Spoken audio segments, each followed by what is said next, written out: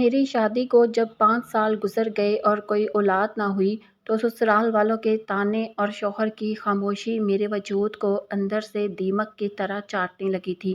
ڈاکٹروں اور حکیموں کے چکر کاٹ کاٹ کر میری چپڑیں گھس گئی تھی اور دل مایوسی کے اندھیروں میں ڈوب چکا تھا، لیکن میں نے ہمت نہیں ہاری۔ میں دن رات مصلے پر بیٹھی ہزاروں بار روتی رہتی تھی اور اللہ سے بس ایک منہ بولے کی دعا مانگتی تھی کہ کسی طرح میری گود ہری ہو جائے اور مجھے دنیا میں سر اٹھا کر جینے کا سہارا مل جائے۔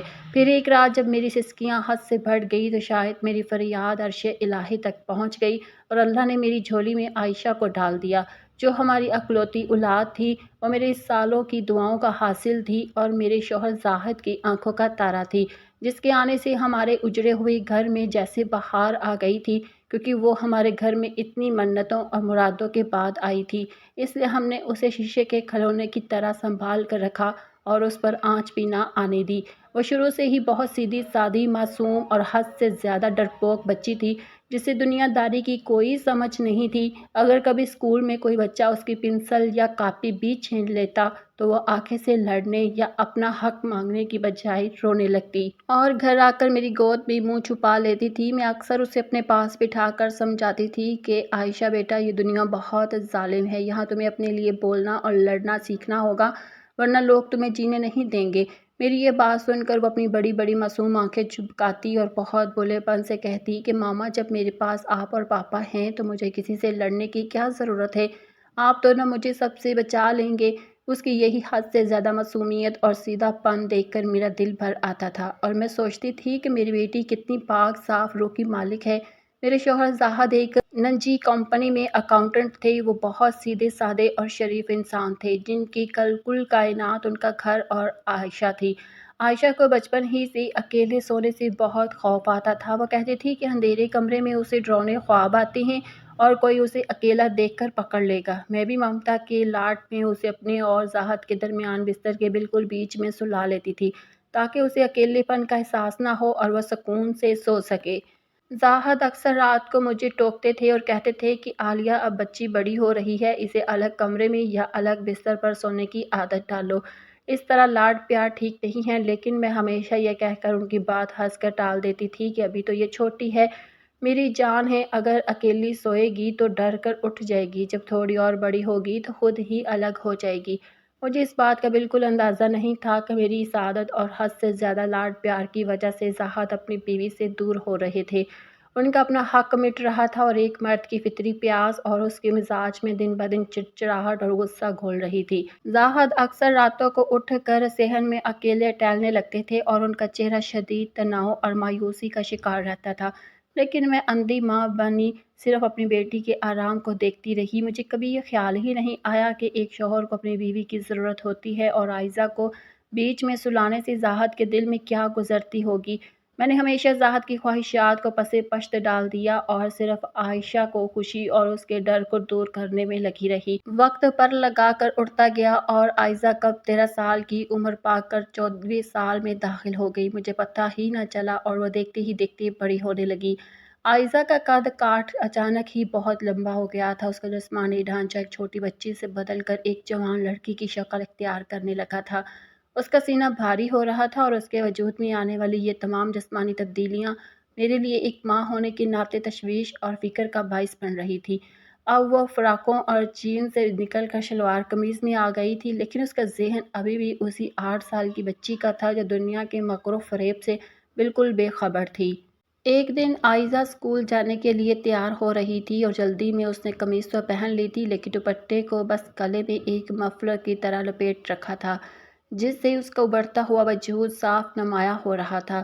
میں نے اسے اس حالت میں دیکھا تو میرا دل دھک سے رہ گیا اور میرے اندر کی ماں فوراً بیدار ہو گئی، کیونکہ میں جانتی تھی کہ باہر مردوں کی نظریں کیسی ہوتی ہیں۔ میں نے فوراً اس کے پاس جا کر اس کا دوپٹہ اس کے گلے سے کھولا اور اسے پورے سینے پر اچھی طریقے سے پھیلاتے ہوئے اسے لپیٹا۔ میں نے عائزہ کے کندھوں پر ہاتھ رکھا اور بہت سنجیدگی سے ہدایت کرتے ہوئے کہا کہ عائزہ، یہ کیا طریقہ ہے بیٹا؟ اور تم چھوٹی بچی نہیں رہی ہو، تمہارا قد نکل آیا ہے، جسم بدل رہا ہے، جب بھی گھر سے باہر نکلو یا گھر کے اندر بھی رہو، دوپٹہ ہمیشہ صحیح سے اوڑھو اور اپنے سینے کو ڈھانپ کر رکھا کرو۔ کیونکہ باہر ہزار طرح کی گندی نظریں ہوتی ہیں۔ عائزہ میری اس اچانک سختی اور نصیحت پر پہلے تو بہت حیران ہوئی، پھر کھلکھلا کر ہنس پڑی اور اپنی مخصوص معصومیت سے کہنے لگی کہ ماما آپ بھی نہ خواہ مخواہ اتنی پریشان ہوتی رہتی ہیں اور مجھ سے ڈراتی ہیں۔ میں تو ابھی اسکول میں پڑھتی ہوں اور ایک چھوٹی سی بچی ہوں، اور ویسے بھی گھر میں پاپا کے علاوہ ہوتا ہی کون ہے جن سے مجھے پردہ کرنا پڑے یا چھپنا پڑے۔ پاپا تو میرے اپنے ہیں، وہ مجھ سے اتنا پیار کرتے ہیں، ان سے کیسا پردہ اور ان کے سامنے کیسا دوپٹہ لینا۔ آپ تو مجھے ایسے ڈراتی ہیں جیسے میں اپنے گھر میں بھی محفوظ نہیں ہوں۔ میں نے اس کی گال پر ہلکی سی چبٹ لگائی اور وہ سنجیدگی سے کہا کہ بیٹا باپ کا رشتہ بہت مقدس اور اونچا ہوتا ہے، اس میں کوئی شک نہیں، لیکن ایک لڑکی کو ہوش سنبھالتے ہی اپنی حیا کا دھیان خود رکھنا پڑتا ہے۔ عائزہ نے میری بات سن کر مسکراتے ہوئے سر تو ہلا دیا، لیکن اس کی آنکھوں کی چمک صاف بتا رہی تھی کہ وہ میری اس نصیحت کو گہرائی اور مردوں کی نفسیات کو بالکل نہیں سمجھ پا رہی تھی۔ وہ ابھی بھی اس معصوم اور پاکیزہ دنیا میں جی رہی تھی جہاں ہر انسان مخلص اور ہر رشتہ محفوظ ہوتا ہے۔ اسے یہ اندازہ بھی نہیں تھا کہ اس کی یہ معمولی سی لباس کی لاپرواہی کتنی بڑی مصیبت کو دعوت دے سکتی ہے۔ وہ ایک ایسی معصوم چڑیا تھی جسے میں نے دنیا کی ہر تیز ہوا سے بچا کر اپنے پروں کے نیچے چھپا رکھا تھا۔ اس کی معصومیت اور سیدھا پن ایسا تھا کہ مجھے ہر وقت یہی ڈر لگا رہتا تھا کہیں کوئی اسے دکھ نہ پہنچا دے۔ ہمارے محلے کی عورتیں اکثر مجھے ٹوکتی کہ عالیہ تو لڑکی کو حد سے زیادہ لاڈلا بنا دیا ہے، اسے تھوڑا اکیلے بھی نکلنے دیا کرو، یہ دنیا داری کیسے سیکھے گی؟ میں نے ان کی باتیں سن کر صرف مسکرا دیتی اور دل میں سوچتی کہ مجھے اپنی عائزہ کو دنیا داری سے کھانے کی کوئی جلدی نہیں، وہ جتنی معصوم ہے اسے ویسا ہی رہنا چاہیے۔ اس کی کائنات بس اس کا یہ گھر، میں، اس کے پاپا اور اس کا اسکول تھا۔ اسکول کے علاوہ وہ کہیں نہیں آتی جاتی تھی۔ اس کا گھر سے نکلنا صرف اور صرف اسکول کی وین میں بیٹھنے تک محدود تھا، اور جیسے ہی وین واپس آتی وہ سیدھی میرے گلے لگ جاتی۔ جب زاہد نے عائزہ کے لیے شاہد بھائی کی وین لگوائی تھی تو میں نے شاہد بھائی کو گھر بلا کر گھنٹوں تاکید کی تھی۔ میں نے ان سے کہا تھا کہ شاہد بھائی، عائزہ میری اکلوتی بیٹی ہے، یہ بہت ڈرپوک ہے، اسے گاڑی میں ہمیشہ آگے بٹھانا اور اس کا خاص خیال رکھنا۔ باجی عائزہ میری بھی بیٹی جیسی ہے، آپ بالکل فکر نہ کریں۔ ان کی اس شرافت نے میرے دل کو ایسا مطمئن کیا کہ میں اسکول کے معاملے میں بالکل بے فکر ہو گئی تھی۔ عائزہ صبح 7 بجے وین میں بیٹھتی اور 2 بجے واپس آ جاتی۔ ان 7 گھنٹوں کے علاوہ عائزہ کا ایک پل بھی ایسا نہیں تھا جو میری نظروں سے اوجھل گزرا ہو۔ میں روز 2 بجے سے پہلے ہی گیٹ پر آ کر کھڑی ہو جاتی تھی تاکہ جیسے ہی وین رکے میں خود اپنی بیٹی کا استقبال کروں اور اسے اپنے ساتھ اندر لے کر آؤں۔ لیکن میرا آہستہ آہستہ وقت بدلنے لگا۔ میں نے محسوس کیا کہ میری وہ چہکتی ہوئی ہستی بولتی عائزہ کہیں کھو رہی ہے۔ عائزہ وہ بچی تھی جو اسکول سے آتے ہی پورے گھر کو سر پر اٹھا لیتی تھی۔ وہ وین سے اترتے ہی بلند آواز میں کہتی تھی، ماما میں آ گئی، اور پھر لاؤنج میں بیٹھ کر مجھے اسکول کی ایک ایک بات سناتی تھی۔ لیکن کچھ دنوں سے اس کا وہ سارا چہکنا اور ہنسنا غائب ہونے لگا تھا۔ وہ وین سے اترتی تو خاموشی سے اندر آ جاتی۔ شروع میں نے اسے عام سی بات سمجھا۔ میں نے سوچا اب وہ 9ویں کلاس میں آ گئی ہے، پڑھائی کا بوجھ پڑ گیا ہے، بورڈ کے امتحانات نزدیک آ رہے ہیں، اس لیے شاید وہ سنجیدہ ہو رہی ہے۔ میں خود کو تسلی دیتی کہ ہر بچہ جب بڑا ہوتا ہے تو اس کا بچپن ختم ہو جاتا ہے اور وہ پڑھائی کی طرف زیادہ دھیان دینے لگتا ہے۔ عائزہ کا یوں خاموش رہنا مجھے لگتا تھا کہ اس کی پڑھائی کی ٹینشن کی وجہ سے ہے۔ میں زاہد سے بھی کہتی کہ زاہد عائزہ بہت پڑھنے لگی ہے، وہ اسکول سے آ کر بس کتابیں کھول کر بیٹھ جاتی ہے اور پہلے کی طرح فضول باتیں نہیں کرتی۔ ظاہر یہی کہتے تھے کہ عالیہ یہ تو اچھی بات ہے، اب وہ بڑی ہو رہی ہے، اسے اپنے مستقبل کی فکر ہونی چاہیے، تم خواہ مخواہ ہر بات کی ٹینشن لیتی ہو۔ مگر وقت گزرنے کے ساتھ ساتھ عائزہ کی خاموشی گہری ہوتی جا رہی تھی۔ اب سارا دن گھر کے کسی اندھیرے کونے میں اپنے بستر پر دیوار کی طرح منہ کر کے بیٹھی رہتی تھی۔ میں اس کے پاس جا کر بیٹھتی، اس کے سر پر ہاتھ رکھتی اور کہتی کہ عائزہ بیٹا کیا بات ہے، تم اتنی خاموش کیوں ہو؟ کیا پڑھائی بہت مشکل لگ رہی ہے؟ اگر کوئی سبجیکٹ سمجھ نہیں آ رہا تو مجھے بتاؤ، میں تمہارے پاپا سے کہہ کر تمہارے لیے اکیڈمی کا انتظام کرتی ہوں۔ تم اس طرح دل پر ٹینشن مت لو۔ وہ میری بات سن کر چونک جاتی جیسے وہ کسی گہرے خواب سے جاگی ہو۔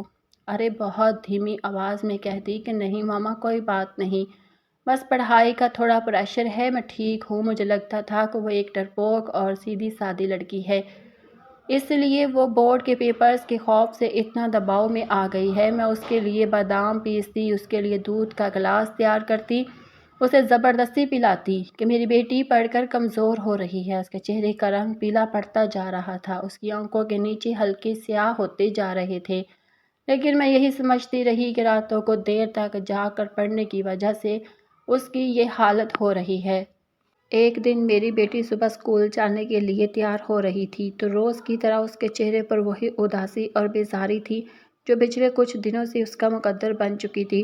وہ آئینے کے سامنے کھڑی اپنا دوپٹہ سیٹ کر رہی تھی، لیکن اس کے ہاتھ کانپ رہے تھے، وہ بار بار گہری سانس لے رہی تھی۔ میں اس کے کمرے میں آئی تو میری اپنی طبیعت بھی رات سے بہت ناساز تھی۔ میرے سر میں شدید درد تھا اور چکر آ رہے تھے، جس کی وجہ سے مجھ سے سیدھا کھڑا بھی نہیں ہوا جا رہا تھا۔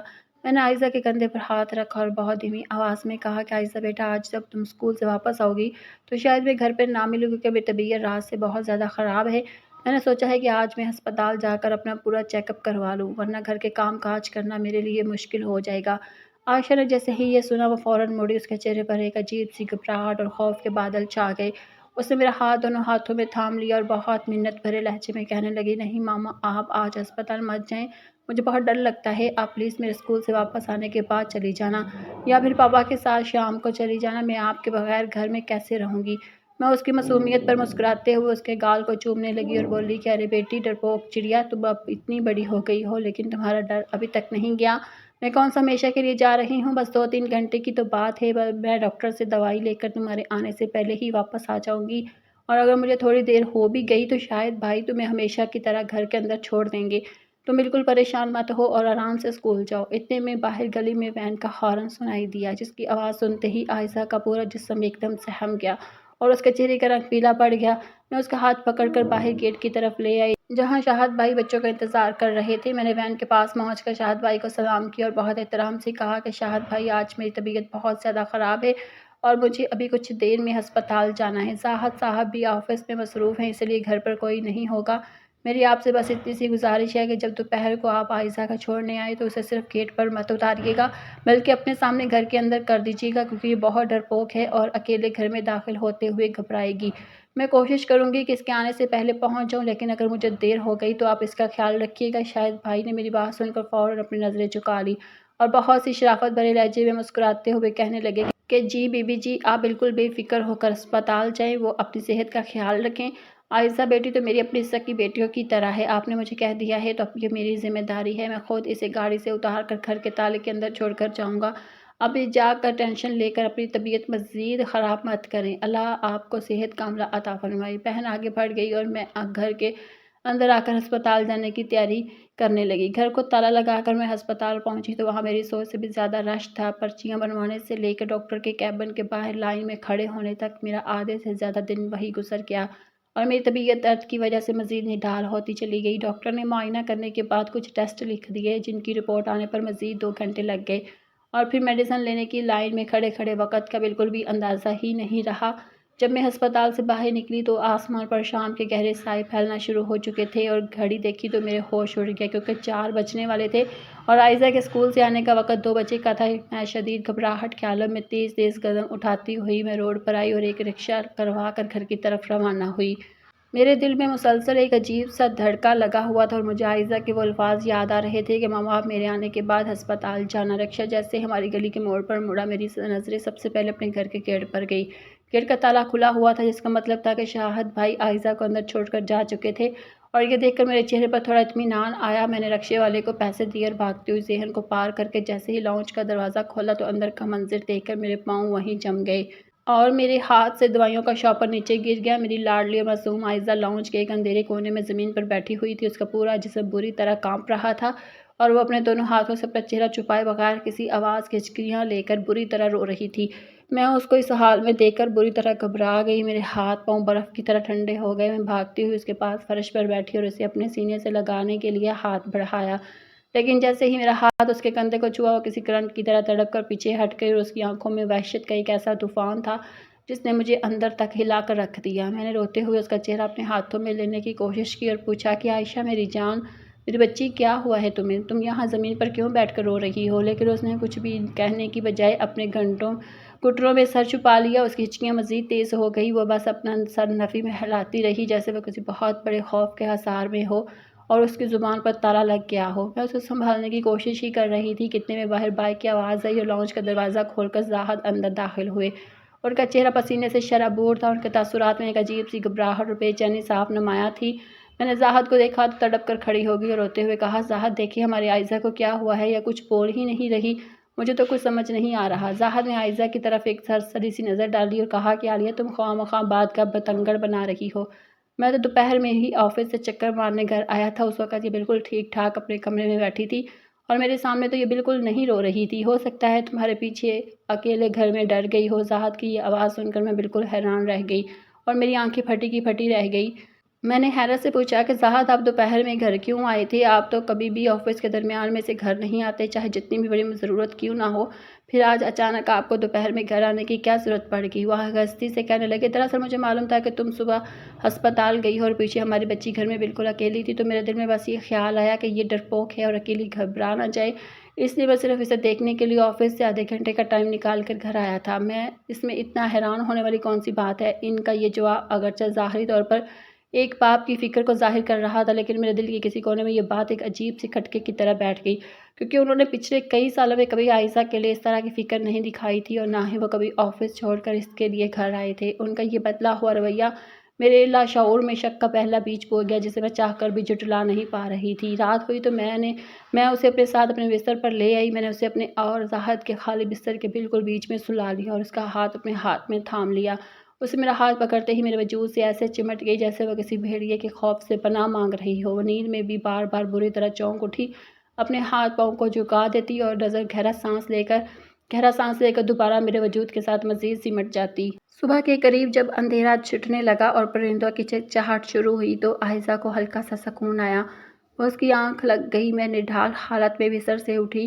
میرا اپنا سر رات بھر جاگنے اور ہسپتال کی تھکن کی وجہ سے پھٹ رہا تھا، لیکن دل کی بے چینی جسمانی درد پر بھاری تھی۔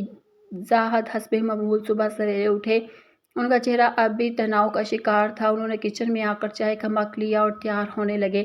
ان کی خاموشی اور بیٹی کی اتنی بڑی حالت کے بعد بھی کسی قسم کی ہمدردی کا مظاہرہ نہ کرنا میرے شک کو مزید پختہ کر رہا تھا۔ وہ خاموشی سے بائک اسٹارٹ کر کے آفس کے لیے نکل گئے اور میں دوبارہ عائزہ کے کمرے کی طرف بڑھی۔ آج اسکول کا دن تھا۔ باہر گلی میں 7 بجے شاہد بھائی کی وین کا ہارن بجا۔ وہ ہارن ہمیشہ کی طرح دوبارہ بجا، جو اس بات کا سگنل تھا کہ عائزہ بیٹی تیار ہو کر باہر آ جائے۔ میں نے عائزہ کے کمرے کا دروازہ کھولا تو وہ بستر پر سیدھی بیٹھی ہوئی تھی۔ اس کا چہرہ بالکل سفید تھا۔ اس کی آنکھیں سوجی ہوئی تھیں، جن سے صاف ظاہر ہو رہا تھا کہ وہ رات بھر روتی رہی ہے۔ میں نے اس کے پاس جا کر بہت پیار سے کہا کہ عائزہ بیٹا، شاہد انکل آ گئے ہیں، چلو جلدی سے یونیفارم پہن لو ورنہ اسکول کے لیے لیٹ ہو جاؤ گی۔ عائزہ نے جیسے ہی یہ سنا تو تڑپ کر بولی، نہیں ماما، میں آج اسکول نہیں جاؤں گی، میں کبھی اسکول نہیں جاؤں گی، پلیز مجھے مت بھیجیں۔ اس کی آواز میں خوف کی ایک ایسی لہر تھی جس نے مجھے ہلا کر رکھ دیا۔ ٹھیک 2 بجے وین کا ہارن بجا اور میں بھاگتی ہوئی گیٹ پر گئی۔ عائزہ گاڑی سے اتری۔ اس کا دوپٹہ آج اس نے میری نصیحت کے مطابق پورے سینے پر پھیلا رکھا تھا، لیکن اس کا چہرہ روئی سے بھی زیادہ زرد تھا اور اس کی چال میں ایک عجیب سی ناتوانائی تھی، جیسے اس کے جسم میں جان ہی نہ ہو۔ وہ میری طرف دیکھی بغیر خاموشی سے اندر آئی اور لاؤنج کے صوفے پر بیٹھ گئی۔ میں اس کے پیچھے اندر آئی اور جیسے ہی میں نے دروازہ بند کیا، عائزہ نے ایک دم اپنے پیٹ پر ہاتھ رکھا۔ اس کا جی بری طرح متلانے لگا۔ اس کا چہرہ سرخ ہو گیا۔ اس کی آنکھیں باہر کو نکل پڑی اور فوراً باتھ روم کی طرف بھاگی۔ میں بھی گھبرا کر اس کے پیچھے بھاگی۔ وہ واش روم میں جھک کر شدید قسم کی الٹیاں کرنے لگی۔ الٹیوں کی شدت اتنی زیادہ تھی کہ اس کے پورے جسم سے پسینہ چھوٹ رہا تھا اور وہ نڈھال ہو کر باتھ روم کے ٹھنڈے فرش پر بیٹھ گئی۔ میں نے تڑپ کر اسے سہارا دیا، اس کا منہ صاف کروایا اور اسے اٹھا کر دوبارہ لاؤنج کے صوفے پر لٹایا۔ اس کا جسم بخار سے تپ رہا تھا، جیسے کوئی دھکتا ہوا کوئلہ ہو۔ میں نے فوراً زاہد کو فون ملایا۔ میری آواز خوف اور رونے کی وجہ سے کانپ رہی تھی۔ میں نے کہا، زاہد خدا کے لیے فوراً گھر آئیں، عائزہ کی حالت بہت زیادہ خراب ہے۔ وہ اسکول سے آتے ہی مسلسل الٹیاں کر رہی ہے اور اس کا پورا جسم تیز بخار میں جل رہا ہے۔ ہمیں اسے فوراً ڈاکٹر کے پاس لے جانا ہوگا۔ زاہد نے جیسے ہی یہ سنا وہ کہنے لگے، عالیہ، میں اس وقت آفس میں ایک بہت ضروری میٹنگ میں ہوں، میں اس وقت کسی صورت نہیں نکل سکتا۔ تم ایسا کرو کہ اسے خود ہی محلے کے لیڈی ڈاکٹر کے پاس لے جاؤ، میں شام کو آ کر دیکھ لوں گا۔ ڈاکٹر صاحبہ نے جب عائزہ کی زرد رنگت، اس کی سوجی ہوئی آنکھیں اور مسلسل متلائی ہوئی حالت دیکھی تو انہوں نے باقی مریضوں کو روک کر عائزہ کو فوراً اندر معائنے کے کمرے میں لے جانے کا اشارہ کیا۔ تقریباً آدھے گھنٹے کے بعد معائنے کے کمرے کا دروازہ کھلا اور اسسٹنٹ نے مجھے اندر بلایا۔ میں جیسے ہی ڈاکٹر کے کیبن میں داخل ہوئی تو وہاں کا ماحول دیکھ کر میرا دل وہیں بیٹھ گیا۔ عائزہ بیڈ پر اوندے منہ لیٹی رو رہی تھی اور ڈاکٹر صاحبہ کے چہرے پر ایک ایسی سنجیدگی اور گہرا دکھ تھا جس نے میرے پورے وجود کو خوف سے منجمد کر دیا۔ ڈاکٹر نے گہرا سانس لیا اور بہت ہی سنجیدہ اور دھیمی آواز میں بولی، عالیہ باجی، جو بات میں آپ کو بتانے جا رہی ہوں اس کے لیے آپ کو اپنے دل کو مضبوط کرنا ہوگا۔ آپ کی بیٹی عائزہ جو ابھی اسکول جانے والی ایک معصوم بچی ہے، وہ 2 ماہ کی حاملہ ہے اور اس کے جسم پر شدید قسم کے تشدد اور زبردستی کے نشانات ہیں۔ ڈاکٹر کے منہ سے نکلنے والا ایک ایک لفظ میرے کانوں میں کسی ایٹم بم کی طرح پھٹا تھا۔ میرے سر کے اوپر جیسے آسمان ٹوٹ کر گر گیا اور میرے پیروں تلے سے زمین نکل گئی۔ ڈاکٹر نے کہا، اکثر ایسے معاملات میں کوئی بہت قریبی انسان ہی ملوث ہوتا ہے جس پر بچی بھروسہ کرتی ہے اور جس کے خوف کی وجہ سے وہ خاموش رہتی ہے۔ عائزہ نے روتے ہوئے آخرکار سچ اگلا، ماما وہ شاید انکل ہیں، وین والے شاہد انکل۔ اس نے بتایا کہ وہ 2 ماہ پہلے اسکول کی چھٹی کے بعد باقی سب بچوں کے گھر پہلے آ گئے تھے اور وہ گاڑی میں اکیلی رہ گئی تھی۔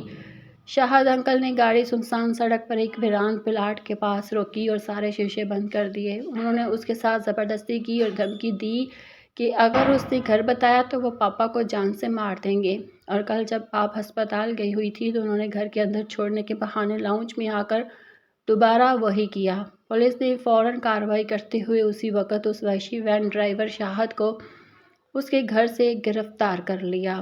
اس سارے ہنگامے کے بعد جب ہم رات گئے گھر واپس آئے تو زاہد نے میرا ہاتھ تھام کر کہا، عالیہ، میں نے تمہیں معاف کیا کیونکہ تم ایک ماں ہو، لیکن آج کے بعد ہمیں ایک بہت بڑا سبق سیکھنا ہوگا۔ ہم نے عائزہ کو شیشے کے کھلونے کی طرح تو پالا لیکن اسے دنیا کا سامنا کرنا نہ سکھایا۔